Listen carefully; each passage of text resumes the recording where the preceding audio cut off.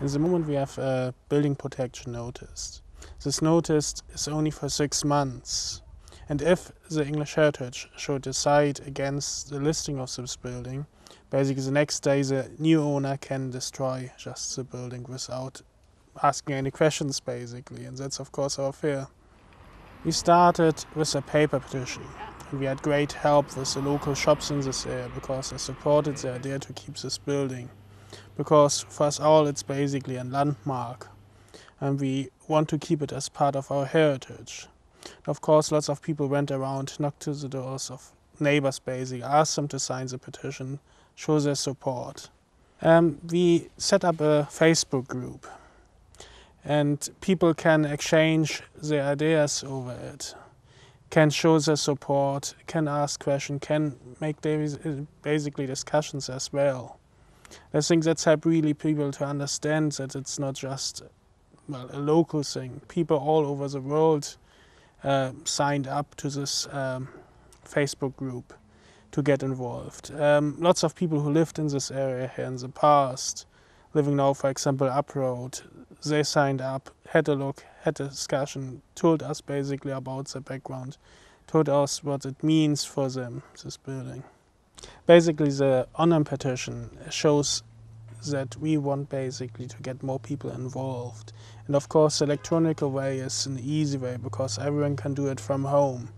They just need to enter the name, the address, and that's it. And even people who move to other countries but coming from this area signed this petition because they're thinking it's a really nice building and it's basically our heritage.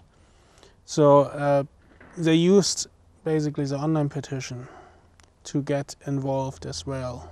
We have as well an online blog. In this online blog people can get updates, can starting discussions and get some ideas what's going on in the moment, because I think it's a problem that we can't inform everyone directly, so they can just log in, look on the news on the blog, can get involved, can see what options they have to help us basically. So can from there sending us emails, send nice comments, and of course have all the links to the newspapers, even there's an online commentary and stuff like that.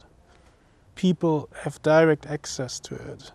They can straight away give their comments, even say, well, it's a good idea what you had, but when you do it slightly different way, you can reach more people. I think that was very helpful. Up to 500 people visited our site so far per day. Of course, there's sometimes a bit less, but sometimes it's around 500 people basically. They used quite a lot the option to discuss things online. Basically, when we have the news, we put them online, some nice pictures on it, and people discussed this news, giving us even tips. There were a campaigner from other parts of the country giving us and some information what were quite useful. The comments we saw as well that some people are worried what happens again to the Say Hotel. They were worried that it's starting as a pub again. But what we know from the contract what the builder has with the previous owner, it's clearly stated that they can't open a pub or a nightclub. So we don't know what happens to the Say Hotel, what their plan will be now. But we can clearly say it will not be a pub anymore.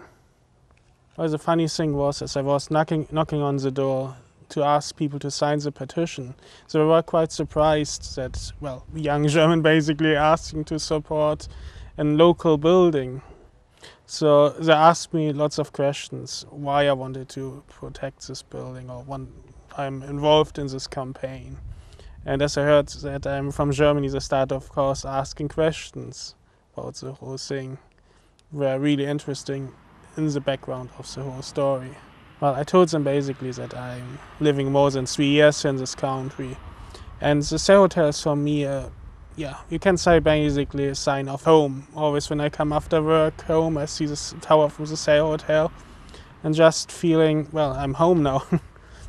In Germany, it's not so easy to destroy an old building, because when a house has a certain age, automatically it gets some sort of listing or protection. If the owner decided against that, he can easily appeal against this decision.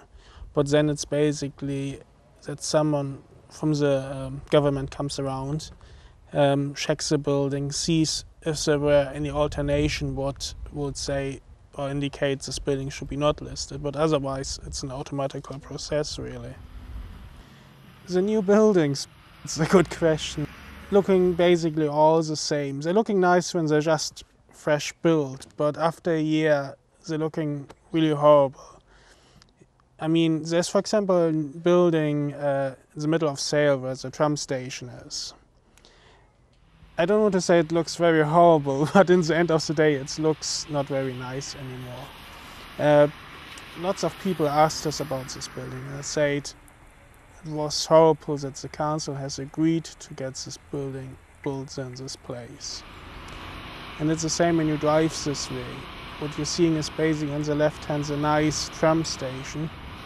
I think it's a Victorian station, so it doesn't fit with the whole concept in the one from Sale. New buildings, the upper side of old buildings, they have no character anymore. We talked to lots of people in this campaign, and nearly all of them were in favor to keep this building. They didn't want to have a new constructed building was destroy the view. I mean, on the upper side of the Sale Hotel there's a park, lots of local people going to this park, and of course they don't want to have a big block of flats or something like that. There was even a rumor to say that there was plans to open a new supermarket. And of course with Sale Mall, with the small nice shops, that would basically destroy all the community here. It was very disappointing and very sad to see that English people have not the power to go against one of this decision. And I think the local council should get more involved basically in the whole thing and give the support to the local people.